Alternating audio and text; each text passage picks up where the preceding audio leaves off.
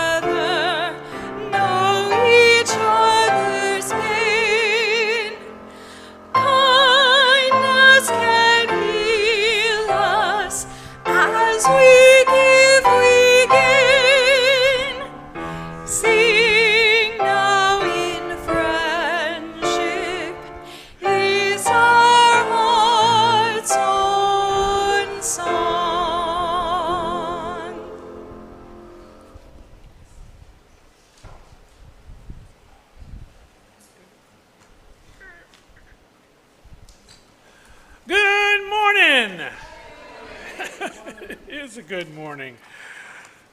It's not hot in here, so we're all good.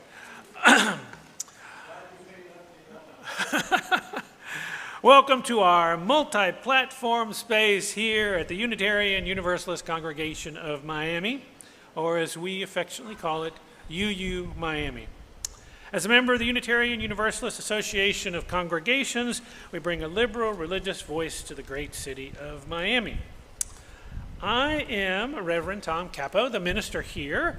My pronouns are he, him, and his, and I, in a white, balding, I had hair falling out this morning, so I'm a white, balding male with glasses, and I have butterflies on my tie and flowers on my stole, so imagine that if you don't see it.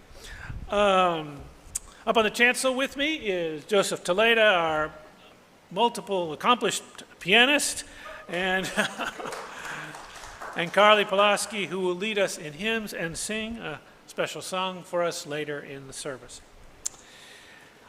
UU Miami wants to acknowledge that we gather on the traditional lands of the Tequesta, Seminole, and Miccosukee people, and we honor with gratitude the land itself and the people who have stewarded it through generations. May we continue to learn how to be better stewards of the land that we now inhabit. UU Miami is a community of brave, curious, and compassionate thinkers and doers. We invite you to learn more about us.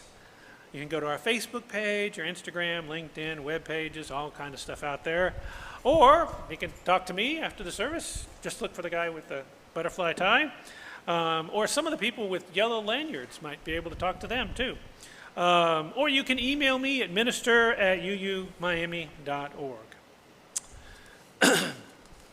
I invite you now to join us in our unison affirmation. So this tells you a little bit about who we are. We're going to do it in English and then we'll do it in Spanish. So if you'll join me. Love is the spirit of this faith, and service is its prayer.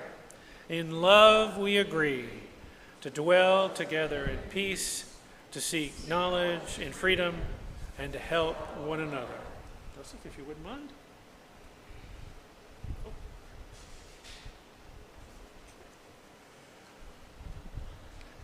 El amor es el espíritu de nuestra fe y el servicio es su oración. En amor acordamos vivir unidos en paz, buscar el conocimiento en libertad y ayudarnos el uno al otro.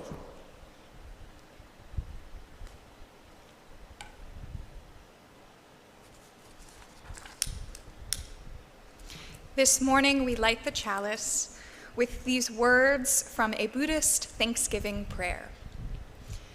For all living beings, no matter who or what they are, whether they are seen or unseen, whether they are living near or far, whether they were born or unborn, let none deceive or despise anyone.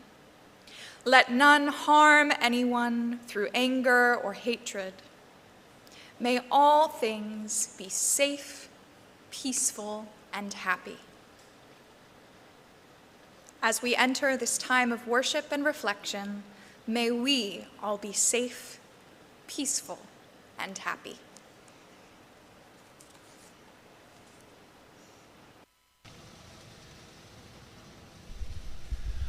On Sunday mornings, we set aside a time for those of you in this community to share a sorrow or joy that is on your heart.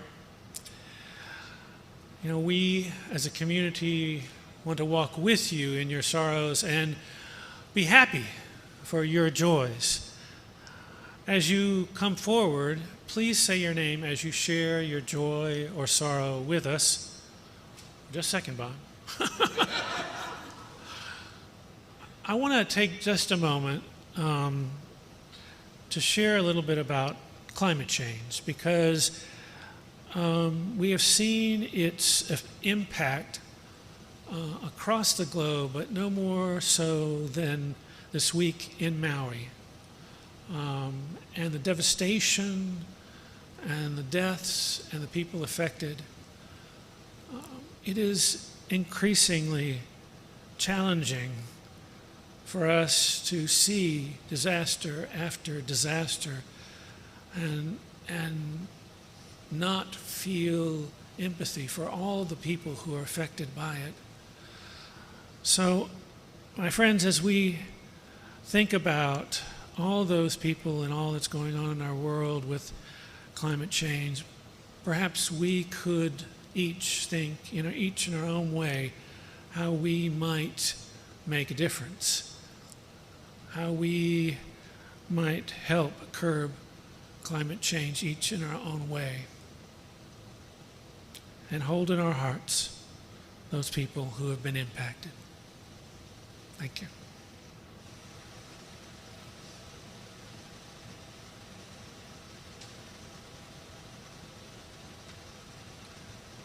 My name is Bob Jacober. Good morning. I bring joy, my goal. In ancient times, being a member of a tribe improved our chances for survival. It worked quite well. Being in a tribe is hardwired into all of us. If we deny this, we feel anxious and depressed as our whole body tries to get us back into a tribe to increase our chances to survive and prosper. Our genetic predispositions do not know that we can live like a hermit with all the goodies now provided by modern society available for us online or in a store. Food, clothing, shelter, and luxuries if we wish. We can survive on minimal income produced by minimal work and save on needs for soap and bathing water as long as we don't get too close to other people. However, in most people, our hardwiring says we need to belong to a group, a tribe, and with a mate or a partner. If we do not satisfy these hungers, it will make us very uncomfortable. Many of us feeling discomfort turn to thrill-seeking, life-threatening behavior or seek relief from legal or illegal drugs to mask the feelings. To me, the best course is to surrender to the longing for connecting with others and contributing to their well-being and yours. We feel good instinctively because this was an ancient survival characteristic wired into us. We feel safer and calmer in our tribe. UU Miami is my tribe. In our tribes, now our workplace, social groups, political groups, special interest groups like drama, singing, playing in an orchestra or band, and charitable groups doing good work. We fulfill our needs to belong. As we mature, our individual special talents become known to us, and we share them to the benefit of all of us in our group, and sometimes contribute to a better world. We are happy when we do this. Peace and love are the byproducts.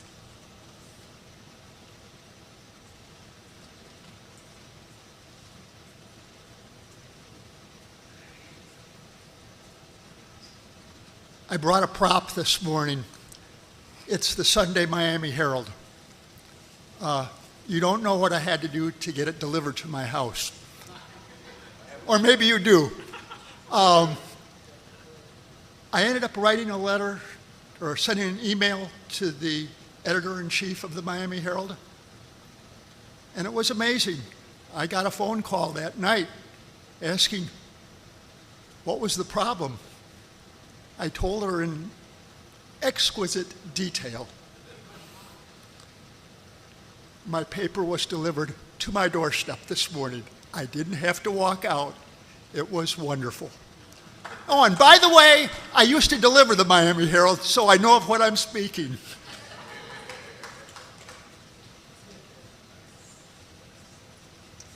Hello, everybody. I'm Oralyn Likes. I grew up in this church long ago, though I haven't lived here for quite a while. I bring you greetings from my mother, Nancy Palmer, those of you who remember her, and also from the UU community of El Paso, Texas, which is where I live now.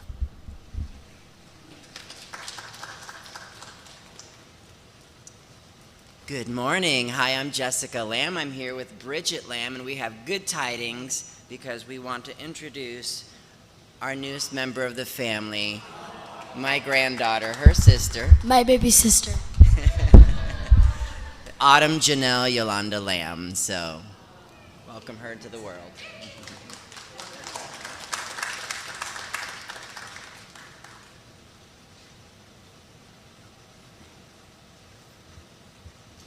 Hi, I'm Diane. I have a joy. I have a lifelong friend whose daughter drove an hour and a half or more because of traffic just to have lunch with me this past week, and she is one of the most delightful people I have ever known. And I have so much joy in my heart to have, to see this friend of mine's daughter, who's just an amazing person, and who wanted to have lunch with me and really enjoyed that moment with me, and it feels like a next generation thing. I don't know. There's just so much joy in my heart from that lunch. That's all.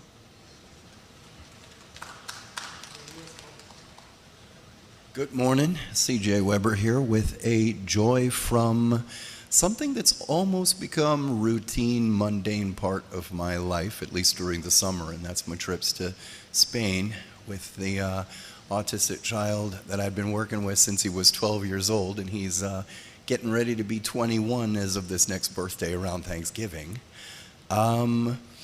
He had a behavioral issue of the kind of magnitude on the last Wednesday that we were supposed to originally fly out, that unfortunately gets the wrong kind of attention from the flight crew.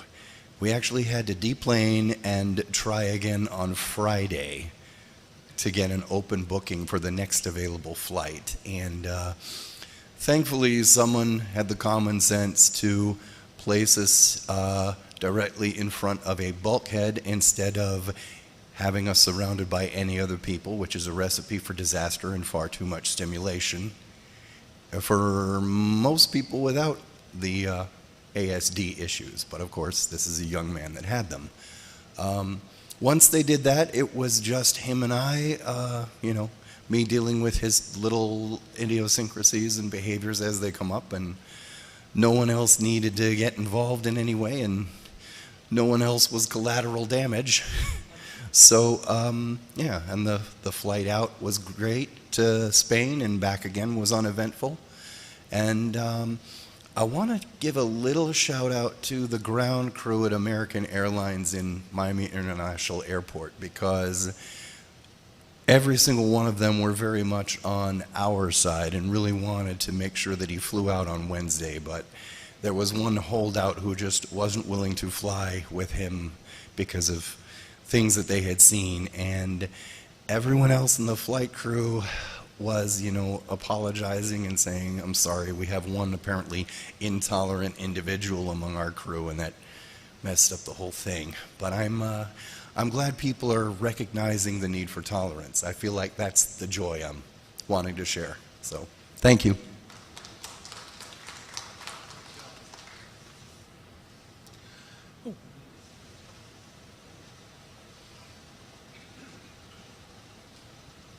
Hi everyone, I'm Christine Gregory. My concern is that my husband works at a pet store where there's been this black cat there that's been there for weeks, and no one has adopted this beautiful kitty.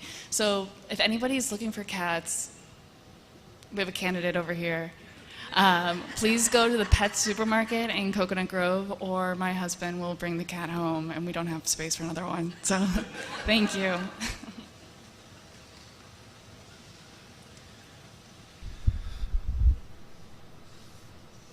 We are blessed by all those who shared their joys and sorrows with us this morning. And we are blessed by those joys and sorrows in your hearts, despite them not being expressed.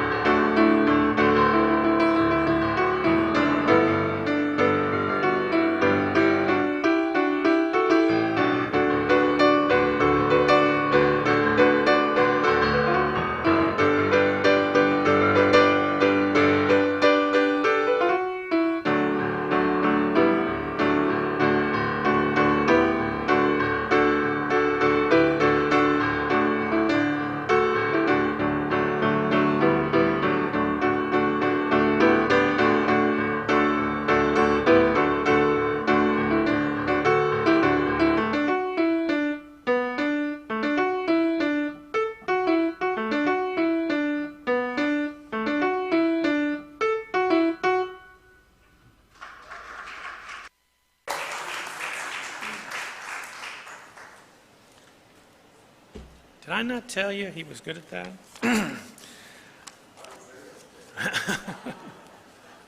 There you are at the airport. You know, social media is not all bad. I recently saw a post on Facebook that I want to share with you. It's attributed to John Jones. I don't know, it could be John Doe for all I know, but I was touched by it and I want to share it with you.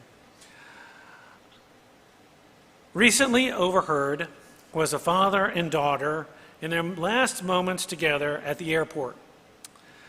The airline had just announced the departure, and standing near the security gate, they hugged. And the father said, "I love you, and I wish you enough." The daughter replied, "Dad, our life together has been more than enough. Your love is all I ever needed. I wish you enough too, Dad." They kissed, and the daughter left. The father walked over to the window where I was seated. Standing there, I could see he needed to cry. I tried not to interrupt his privacy, but he welcomed me by asking, "Did you ever say goodbye to someone knowing it would be forever?"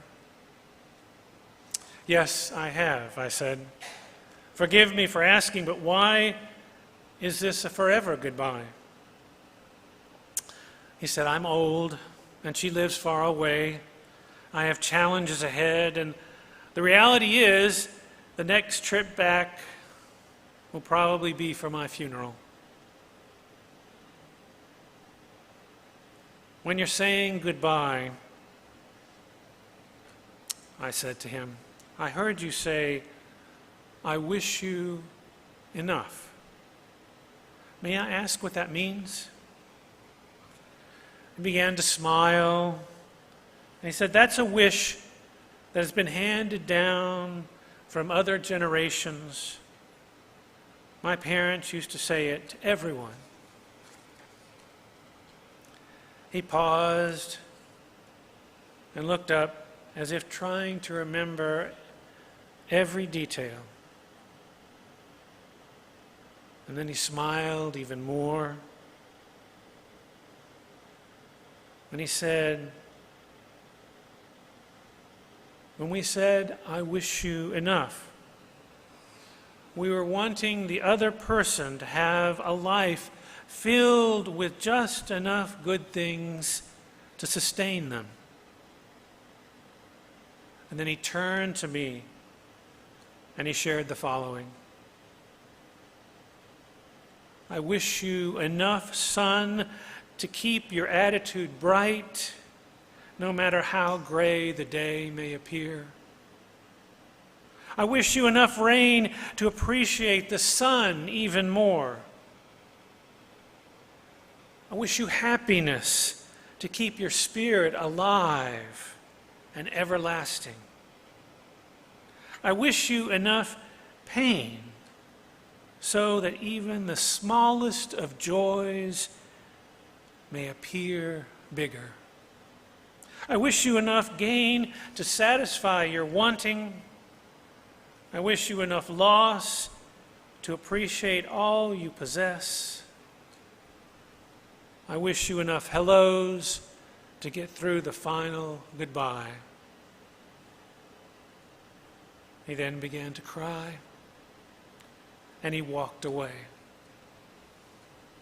My friends, I wish you all enough.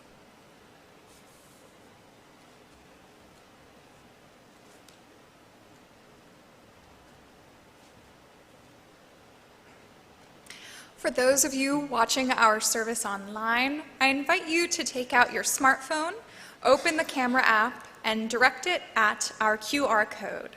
It will open to the UU Miami donation page, or you can go to uumiami.org, click on the donate button. Please check if the donation is a donation or part of your pledge to the church. This will help us allocate your funds correctly. And those joining us here in the sanctuary, there will be a basket passed around for your donation, or you too are welcome to utilize our wonderful QR code. Today, you will have the opportunity not only to donate to this congregation, but also to Florida Rising. Florida Rising describes themselves as a nonprofit that organizes multiracial movements to win elections, change laws, and create a state where everyone can be safe, happy, healthy, and whole. They advocate for economic and racial justice across Florida. They build independent power that centers on historically marginalized communities so that everyday Floridians can shape the future of this state. This congregation is sacred to so many of us, a community of memory and of hope. Let there be an offering to sustain and strengthen this place and the work we do in the world, for we are now keepers of the dream.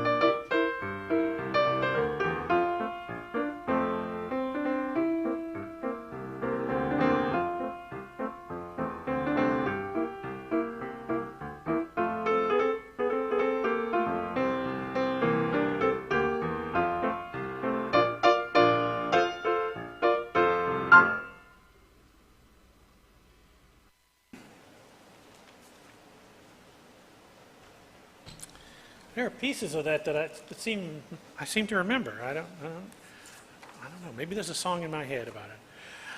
So we're going to do some meditation here in just a minute, but I wanted to share some things about it. We're going to do some Zen Buddhist Zazen meditation. Basically, what that boils down to, what we're going to do, is attending to your breathing. Now, some schools of Zen meditation all do things like chanting and different postures and that kind of stuff, but we're not going to be doing that this morning. I want to share with you a little bit about what Zazen meditation is from a Zen Buddhist monk. His name is Brad Warner, and he wrote the book, he's wrote a lot of books actually, but he wrote this book, Sit Down and Shut Up. Punk commentaries on Buddha, God, truth, sex, death, and Dogen's treasury of the right Dharma I. He says of Zazen meditation, if you've never done Zazen, you may picture it as some kind of mystical experience. Unfortunately, the only time Zazen is like that is when you're on a lot of drugs. Mostly Zazen is nothing like what anyone would call enlightenment. It's lots of boredom and stiff legs. And just trying your best to get through it. Occasionally, insights rise up, and some can be quite amazing. But even with those amazing experiences, most likely your Buddhist teacher would tell you to forget about them.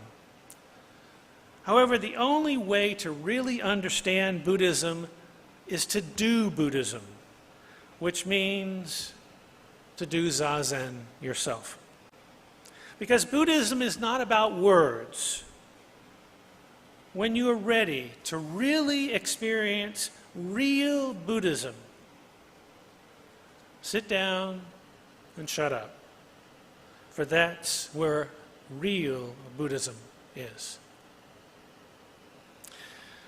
Now I invite you into a space for meditation. I invite you to breathe comfortably and easily. You do not need to alter your breathing. The essential thing that I want you to do during this time of silence and breathing is to keep your spine straight. Not unnaturally straight. I just don't want you to lean to one side or the other, or slump forward or arch over.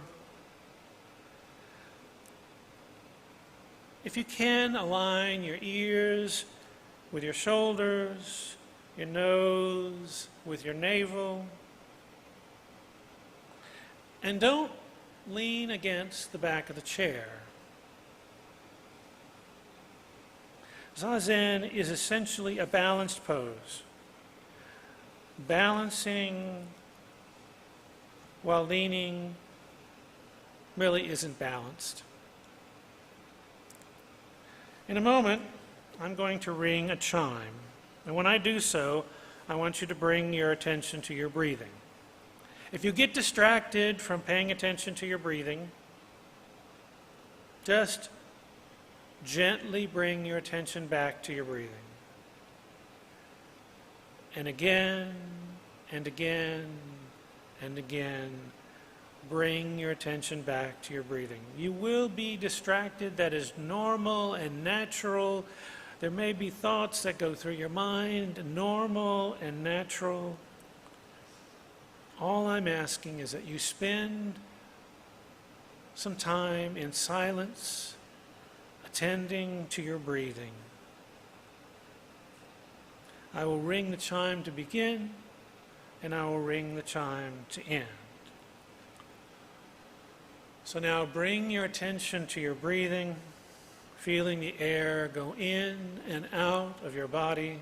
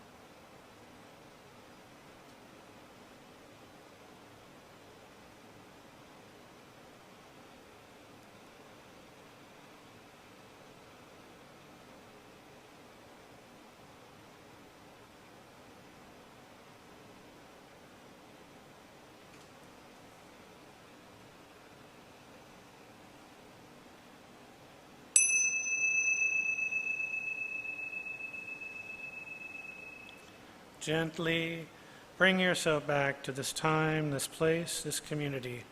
Our time of meditation has come to a close.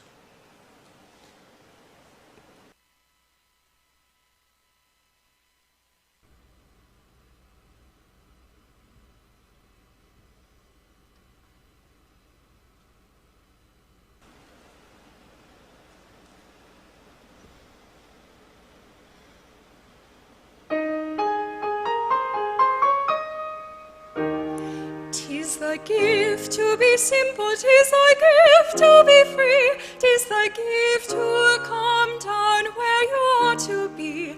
And when we find ourselves in the place just right, 'twill be in the valley of love and delight.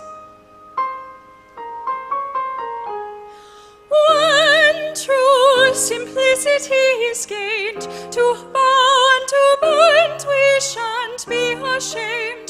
To turn will be our delight, till by turning we come round right.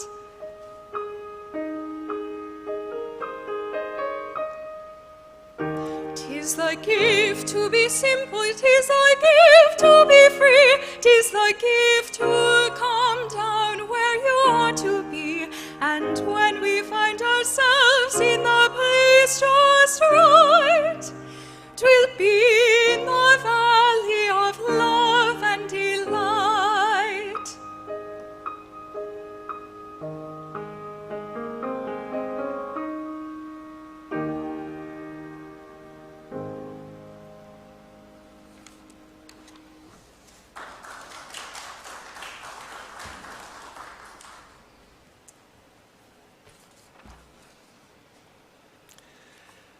Living life with ordinary delight. What does that mean to you? Is it what Carly just sang? Is it a gift to be simple? Is it a gift to be free? Is it a gift to come out where we ought to be?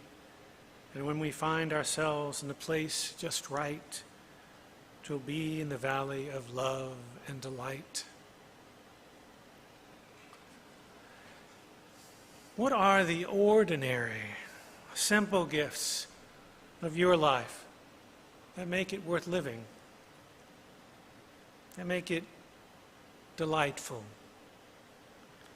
Perhaps some of the simple gifts might be seeing a butterfly in the garden, or seeing a smile on someone's face, or perhaps getting something accomplished, no matter how small.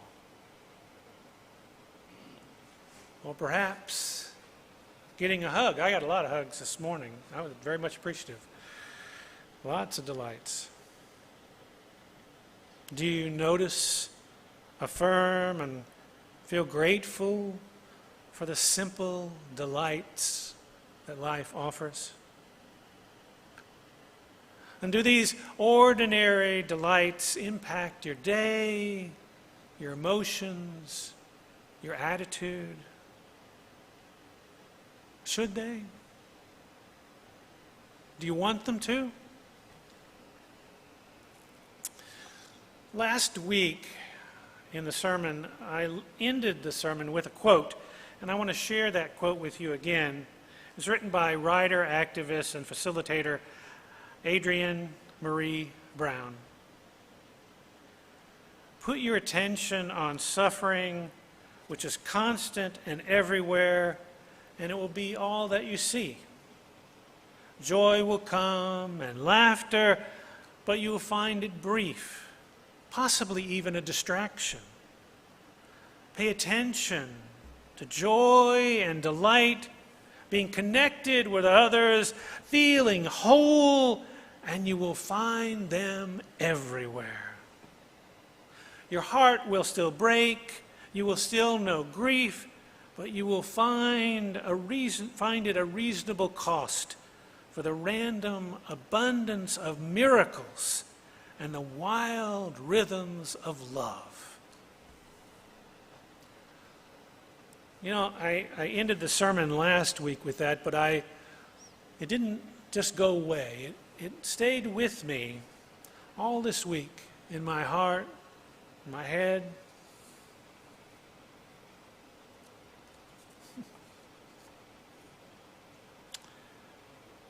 How do you feel as you move through life? Do you feel primarily fear or sadness, anger, anxiety, disgust, delight, joy? There is not a Disney image for anxiety and delight, by the way. I did the best I could with that. Perhaps you don't have a primary feeling. You just kind of go with the emotional flow. How about this? What emotions seem to rise up more often in you as you go from one experience to another? You know, I know you may not be keeping track. You might not even notice what emotions rise up most frequently. But I offer you these questions because I have been asking myself these questions as of late, and I offer them to you to think about.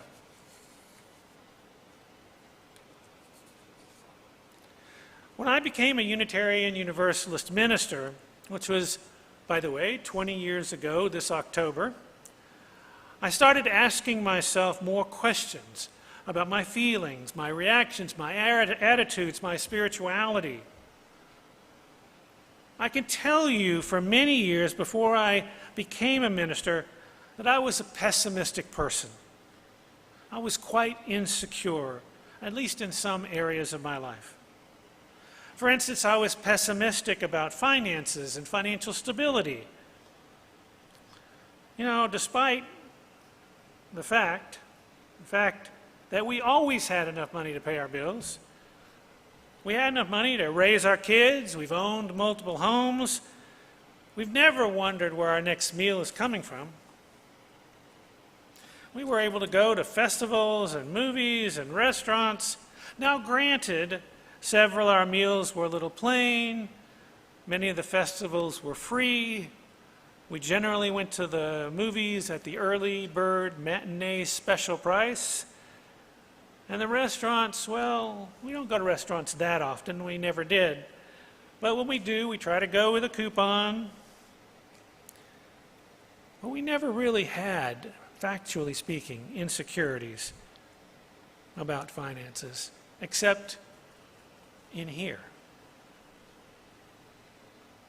And I was insecure about both of my vocations, psychotherapy and ministry. Despite being sought after for my expertise, providing consultation to universities, to NASA, to industry, to hospitals as a psychotherapist. And for a number of years, I was insecure about my ministry, despite providing consultation to various congregations, professional groups, nonprofits, serving a number of congregations, serving on a district board for the UUA, being president or on the board of various interfaith organizations. Many of you may recognize what I experienced as the imposter syndrome, feeling that you are not really as competent, capable, knowledgeable, or educated enough to do whatever you're doing. And that somebody might find out. I agree with Adrian Brown. It is easier to focus on sadness or anger or resentment or guilt or pessimism or insecurity than the gifts and delights of ordinary life. The gifts, when you're in that state, seem more like anomalies, not enough to register, certainly not important enough to be more than given a passing thought. Certainly not important enough to change an attitude, a feeling, or the way we live in the world. I have to say that I am fortunate to have Martha, my amazing wife in my life.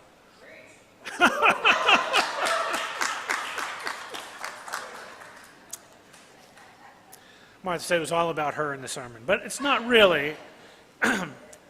She often reminds me of the abundant gifts in our lives and in my life. I can't tell you how many times that she's pointed out to me the gifts we have. So much more than so many other people in this world, and of the many accomplishments I have achieved and the people I've helped. She reminds me very much of the story of the man and his son.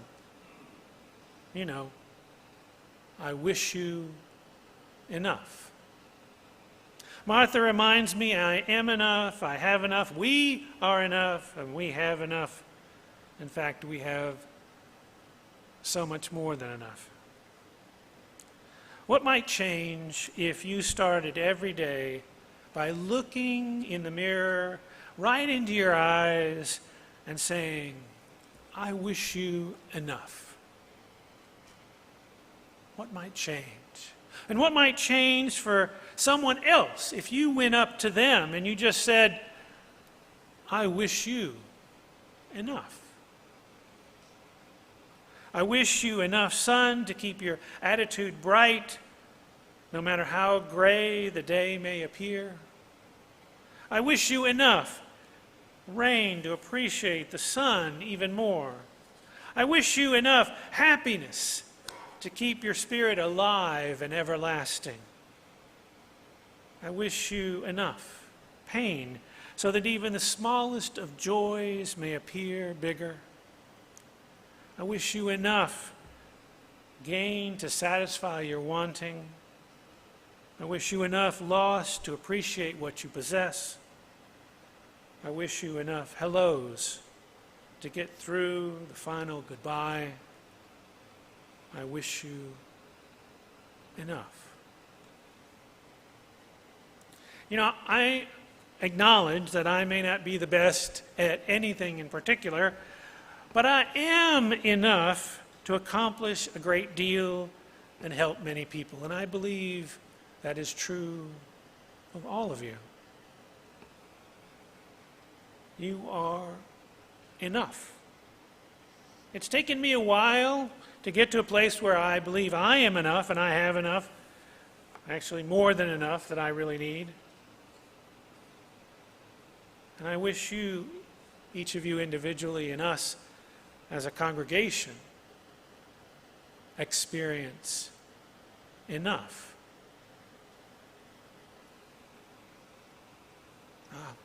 That feels so much like ordinary delight, doesn't it?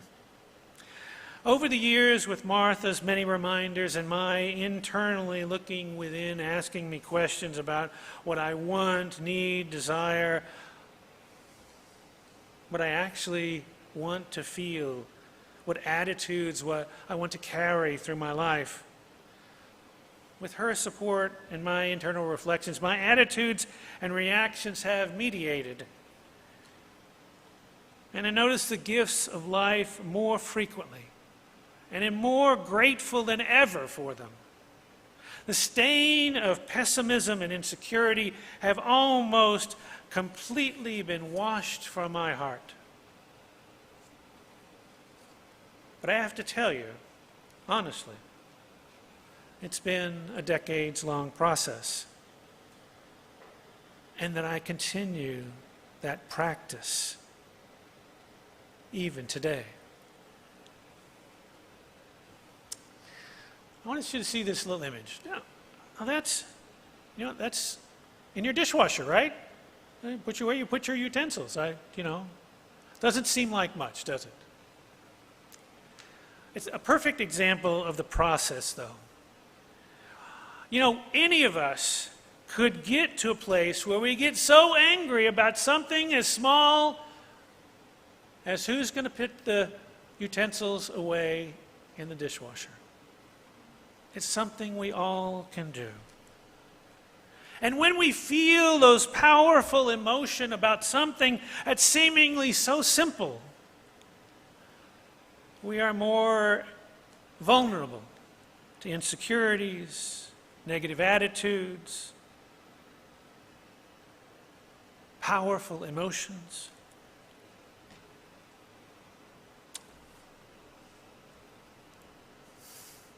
This is something that Martha and I have had conversations about. But I could choose anything. Any argument can become intense.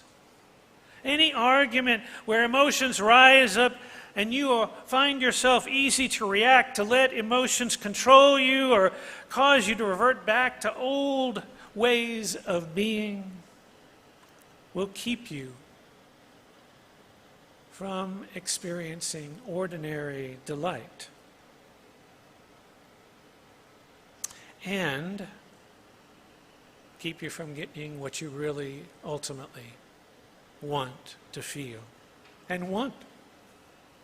In the midst of such conflict, where once I used to just ride the emotions wherever they took me, I now ask myself questions. And sometimes I'll reach out to someone I trust to ask for a reality check. Was I hurtful? Did I say something that was out of covenant, for instance? Do I really want to hurt the person I'm in conflict with? Do I want to resolve the conflict in a spirit of love and collaboration? Do I want to hold on to the anger because it feels justified, or do I want to let it go because I want to return to love and connection with the person? When a conversation starts to veer toward arguments, it is not uncommon for me to ask myself, what do I ultimately want in this relationship? Distance, connection, love, peace, power, control? Nowadays, I want love, connection, and peace. But I cannot tell you that I always respond in the most effective manner. But being reflective, being questioning, wondering in the moment, at least for me, has resulted in more positive outcomes, more love and delight, more connection, and somewhat surprisingly, more mindfulness. Mindfulness of what is going on around me. And I begin to feel and experience all the gifts that are there in this person and in myself and in around us are so amazing. And so I want to share a passage with you. This woman wrote a number of books on happiness. Her name was Do Zamamata. Begin each day with optimism and end each day with forgiveness. Happiness in life begins and ends within the heart. I just want to end with this because forgiveness is something that is so important to me. I know, and I've learned, let's say I've learned, I don't know, that holding on to resentment only hurts me. I know you've heard this many times, but it bears saying again, resentment is like taking poison and hoping the other person dies. I worked through resentment. I held toward my alcoholic father, which took years. And now I continue each day with forgiving those that I hold resentments toward. I know that sounds challenging, but when I do this, it eases my heart, my emotionalism, and increases space, spiritual space inside me, space for happiness, for joy, for the delights offered in life, space for optimism, for peace, for security. And when we clear out that space within ourselves, we can be more mindful in the moment, present to the gifts of life. When we allow the problems of the world to fill the space inside us, there's no place to pocket the wonderful, the awe-inspiring, the loving, the beautiful things in life. Again, that's not to say that we ignore the issues in the world, but we don't give them primacy to define who we are, how we feel, and what is most important in our lives.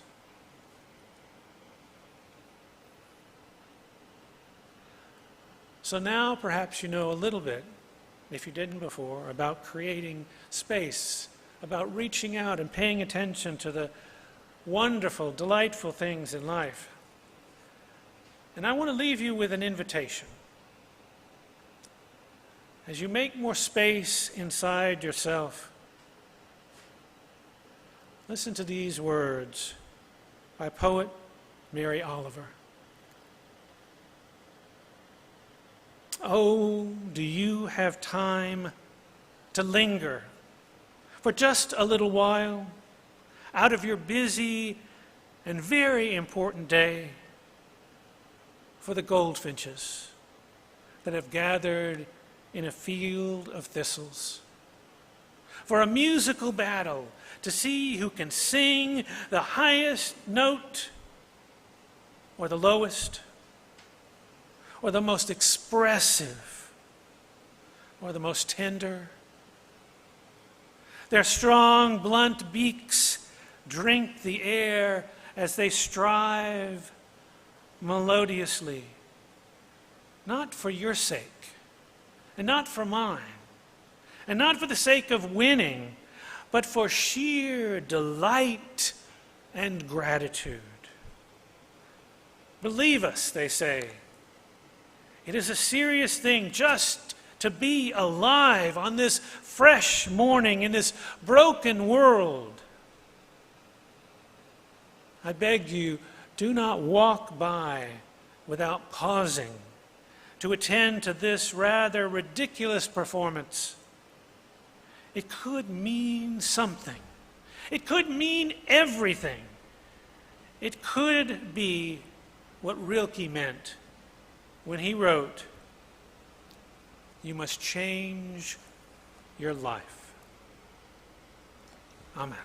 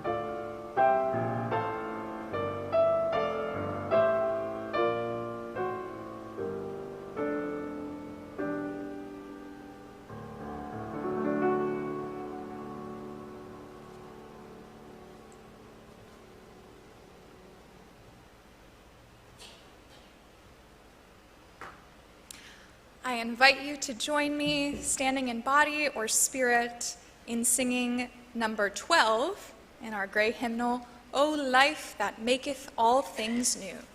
It's number 12.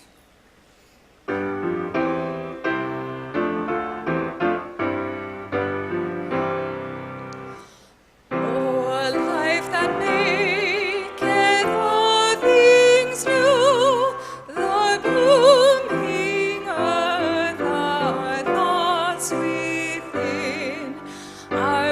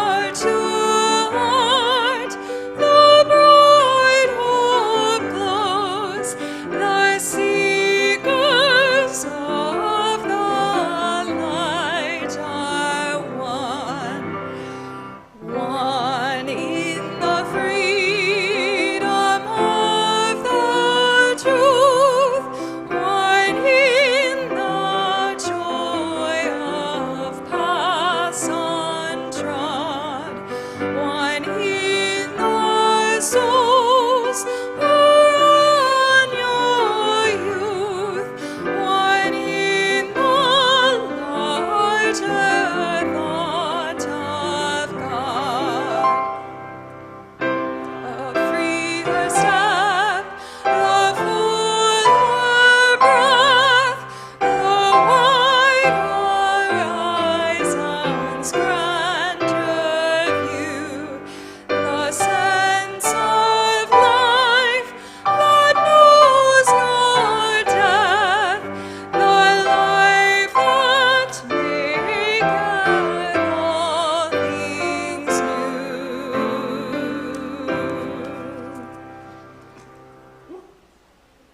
Great, thank you.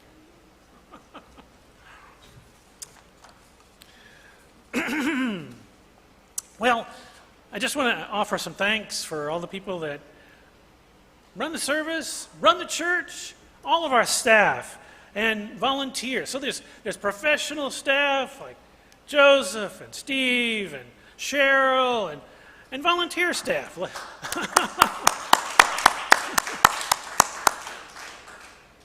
Like Carly today, for instance. So, you know, this church wouldn't be what it is without all the people who put time and energy into making this church what it is.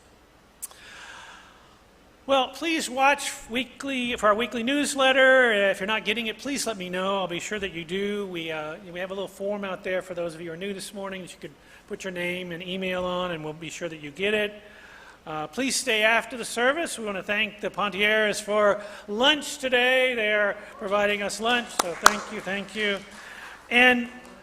And those of you who are here this morning will have the wonderful opportunity to sign up to be able to provide lunch on some future Sunday. Ooh, that's great. Yeah! And you'll have the opportunity to sign up for greeters. You could be greeters too. Yay! So keep an eye out. Christine Gregory will have the clipboards for you to enthusiastically sign up this morning. But while you're eating, I'm going to be talking about adult programming for this fall, and we're also going to put it up on the screen. You'll see during lunch, you'll be able to see it, and those of you online will be able to see what we have offering coming up. And I have a handout as well, so you have all kinds of interesting things you'll be able to see. And then at 1 o'clock,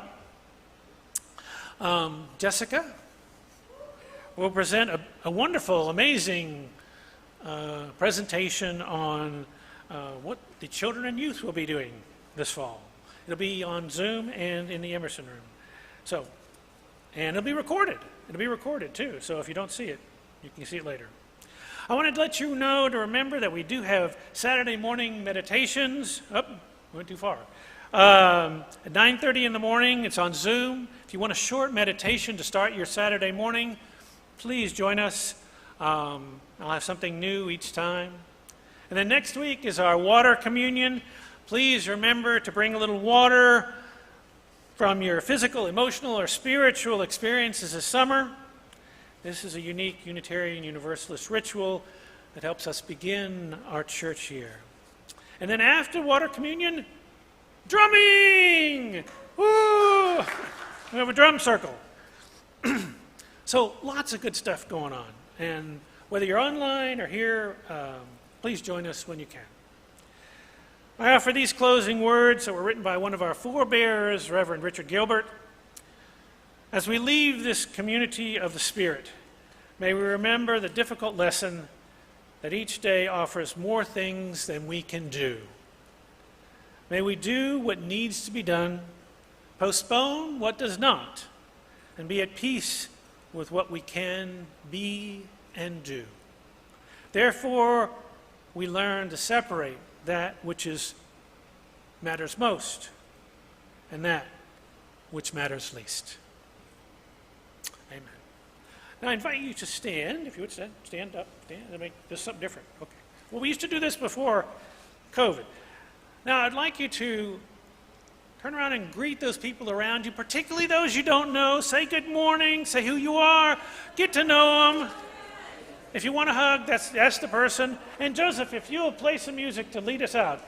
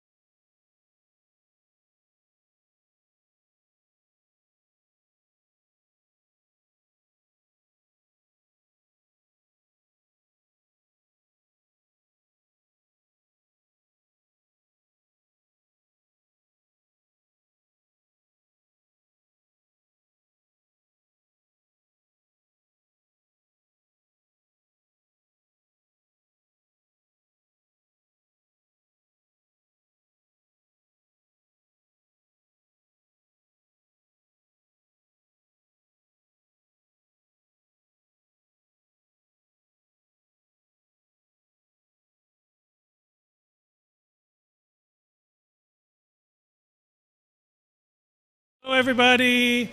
I know you're eating and other things, but I want to tell you a little bit about our. I know you can't read that, that's why I gave you a piece of paper. This is for the people online. So, what you have is the same thing in your hand. Hopefully, everybody has the same thing in their hand. So, I want to tell you a little bit about our programming for this fall, and if you have some questions, I'd be glad to answer them, but I'm just going to. And we'll put this out in our newsletter as well so that you have all this information.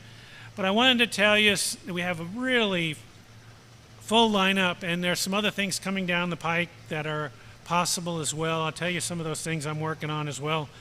But just to let you know to start, the routine's going to be the first Sunday of the month is going to be social justice with a social justice speaker. And the first one's going to be the head of the president of the South Dade branch of the NAACP, an amazing person who has created this new branch of the NAACP just in the past few years, and they are already doing amazing things. So I encourage you to come. I think there's a lot we can do with them. The second Sunday of the month will be World Religions, and I'll be bringing in people from different world religions to speak to us. I'm going to do a class in 2 weeks on what is a religion. Because if we're going to talk about world religions this year, we got to talk about what is a religion in the first place. And what is it, what do we mean when we talk about it? Because you'll hear lots of people say different things. So we're going to have a conversation about it in 2 weeks from tonight. 2 weeks from this afternoon. Let's see. The third Sunday of the month is going to be Drum Circle. You don't need to know how to drum. You don't need to bring a drum. You just need to have that rhythm in your heart to want to play. So that's going to be happening. And the fourth Sunday of the month, we'll have what's called Musar, which is a Jewish spiritual practice that's based on values, that you attend to a value, you consider it, what it means, you look toward creating some sort of a saying or that you can carry with you, and you spend a month just focusing in your life on one value at a time, putting it at the front of your mind, and see what happens, what changes in your life when you put that value in the front of your being for a month. And we come back and we talk about that experience. So this is going to be very exciting. This is a book we'll be using. It's called The Spiritual Practice of Good Actions by Greg Marcus. And if you want to get a copy of that, please feel free to. I'll walk around and take pictures if you want. In addition to that, if we have a fifth Sunday of the month, which we will, I'll be opening it up to meet the minister, and you can come in and talk to me about anything you want. In addition to that, we have our Conscious Aging group, which is on the third Tuesday of the month from 11 to 12:30. Anybody interested in aging? I mean, you could be of any age because we all age. And it's very interesting. We've had some great classes. And of course, the Saturday morning meditation. In October, we have a lot of incredible programs.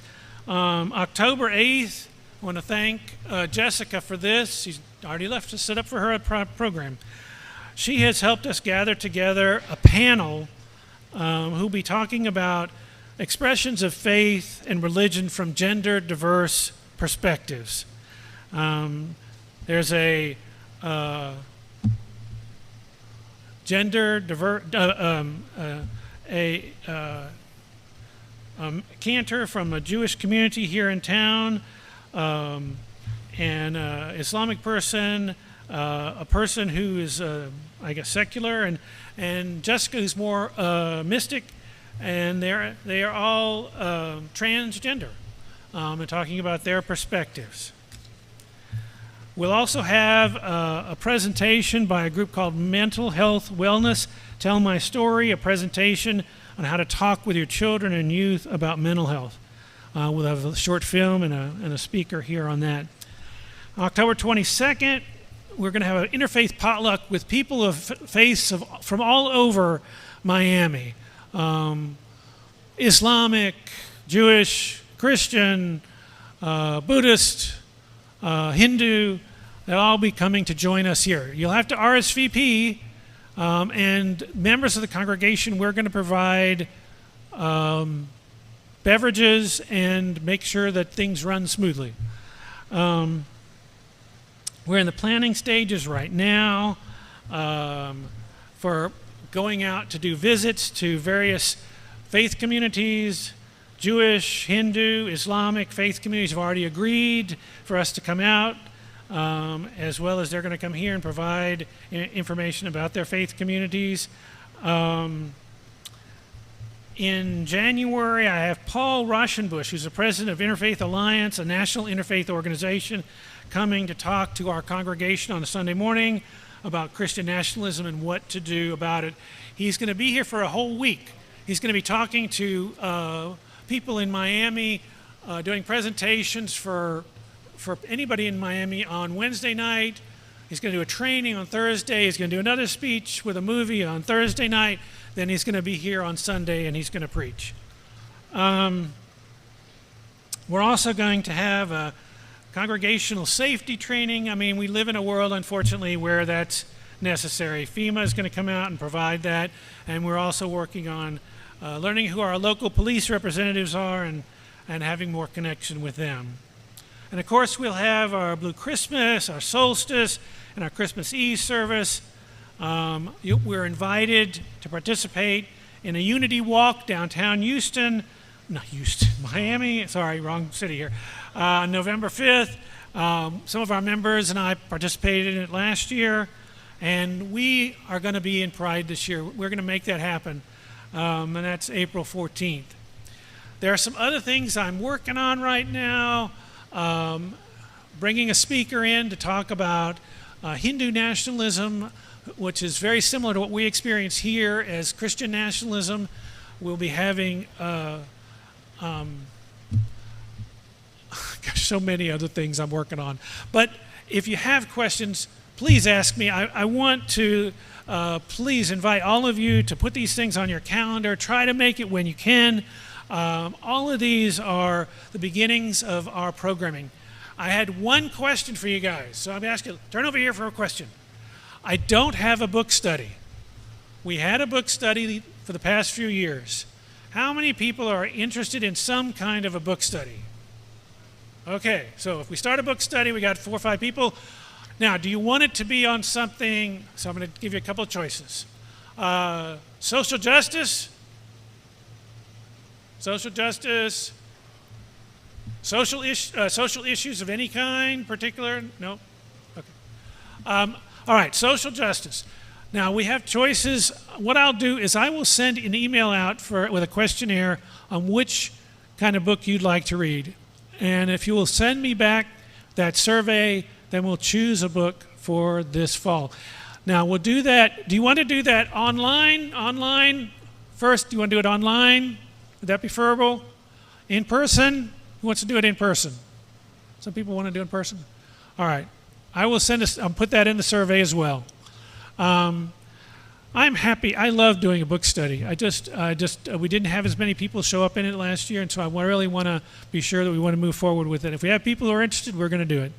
And if there are other programming that you don't see here that you want, that's really important to your spirituality or to your emotional growth, tell me, and we'll try to make it happen. Thank you all so much. And I'll be around. I'm going to eat lunch.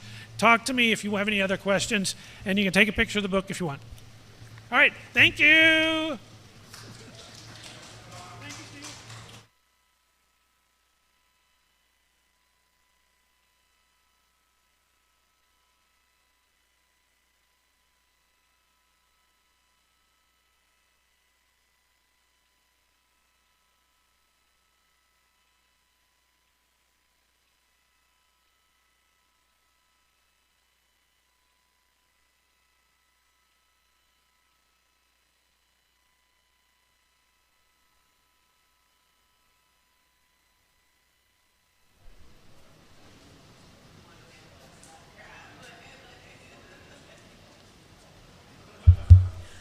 Quick thing for those of you who are coming back from the summer and everyone else, please take petitions to put abortion on the ballot.